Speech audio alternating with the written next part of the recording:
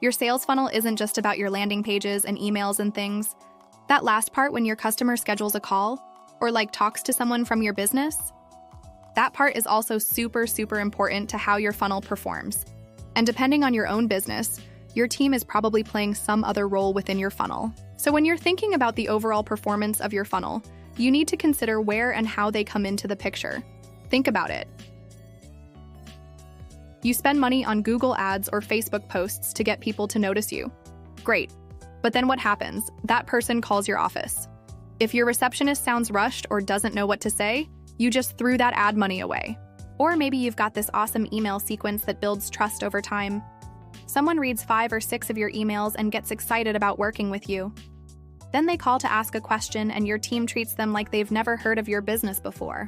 That's like having a great first date and then pretending you don't know the person when you see them again. When your team understands that they're part of helping people decide to work with you, everything changes. Suddenly, they're not just doing their job, they're helping your business grow. One big mistake business owners make is using marketing words that confuse everyone. Your receptionist doesn't need to know about conversion rates or click metrics. They need to understand how customers think and feel. Don't talk about funnels like some complicated business thing. Talk about them like customer trips. Every customer goes through the same basic steps when they're deciding to work with you.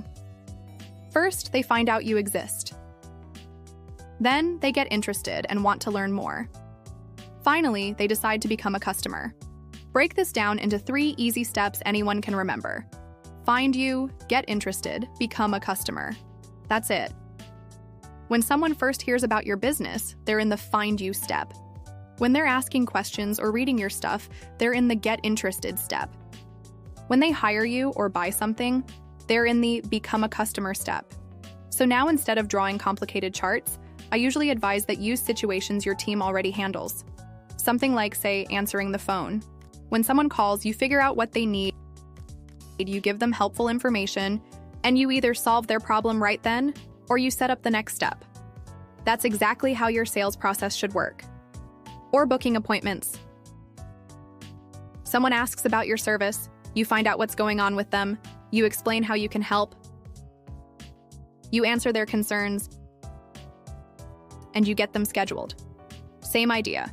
Your receptionist is probably already doing this stuff. They just don't realize they're actually doing sales. And another thing I've noticed is that when it comes to these things, a lot of business owners either tell their team too much at a go, or they tell them too little to make sense of anything. If you overwhelm them with every detail of your marketing, they'll stop listening. But if you don't give them enough information, they won't understand why their job matters. The right amount is just enough information for them to understand their piece and how it connects to everything else. They don't need to know how much you spend on ads, but they do need to know that every person who contacts your business costs you real money to find. Focus on what you want them to do, not why it works from a business theory standpoint. Your team needs to know what to say when someone calls, not the psychology behind why those words work. Also, you probably already know that you'll need lots of images, right? And maybe a simple chart if it's necessary. Then you want to practice real situations with your team. So you can have the team practice some of the usual things they'll deal with at different parts of the customer journey. What do you say when someone calls asking about prices? How do you handle it when they have concerns? What information do you need to get so you can help them take the next step? When you're role-playing like this, you want to have some sort of simple talking points for the kind of situations they'll likely meet at each step. But if you're going to do that, try to train your team to use them as guides, not exact scripts. Here's the million-dollar question. How do you know if your training worked? You can't follow your team around all day listening to their phone calls. And just asking, "Do you understand?" doesn't tell you much because everyone will say yes. Instead, track some simple numbers that show whether people are moving through your sales process or getting stuck. How many people who call actually book a consultation? How many people who book a consultation actually hire you? How many people who hire you end up buying more services later? Don't make this complicated. Pick 2 or 3 simple things to count and watch what happens to those numbers over time. If more people are moving from phone call to appointment after you train your team, that's a good sign. If the numbers stay the same or get worse, you know something isn't clicking. Your team needs to know what they're aiming for in each conversation. When someone calls asking about prices, success isn't just rattling off your rates. Success is explaining your prices in a way that makes the person want to book a consultation. When someone books your service, success isn't just showing up and doing the work. Success is doing the work so well that they ask about your other services or tell their neighbors about you. Help your team recognize these moments.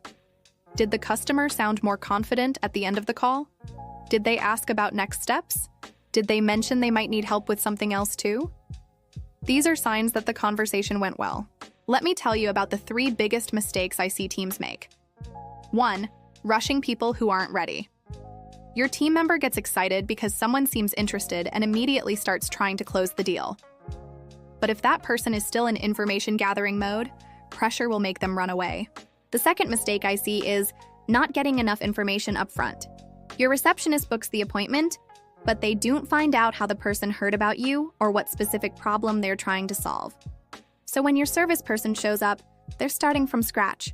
And 3, treating everyone the same way. The person calling for the first time needs different information than the person who's been reading your emails for 2 months. Okay, so now you've had the training. How do you make sure to keep things on track? First try to set up regular short meetings to see how things are going. Ask them about interesting conversations they've had with customers. What went well? What felt awkward? What questions do people keep asking that they don't know how to answer? Make this a normal part of your team meetings, not a big formal review process. And here's important, let your team tell you when something isn't working. They talk to customers all day. They'll notice patterns you might miss sitting in your office. When your whole team understands how customers think and make decisions, you'll notice some pretty cool changes. First, handoffs between team members get smoother. When your receptionist takes a message, they'll write down the right information so your service person knows exactly what's going on. Second, customers start having better experiences. Instead of feeling like they have to explain their situation over and over to different people, they feel like your whole team is on the same page. Third, you'll start getting more repeat business and referrals. When your team knows how to recognize opportunities to help customers with additional problems, they'll actually mention it instead of just finishing the job and leaving. But the biggest change? Your team will start thinking like business owners. They'll suggest ways to improve things. They'll tell you about opportunities they noticed. They'll care about the results, not just completing their tasks. Look, if you want to figure out where your sales process might be leaking customers, I've got a free 5-minute checklist that walks you through the most common problem spots for service businesses. It's designed specifically for businesses like yours. Small teams, real customers, no time for complicated marketing theories. Just practical stuff you can check and fix.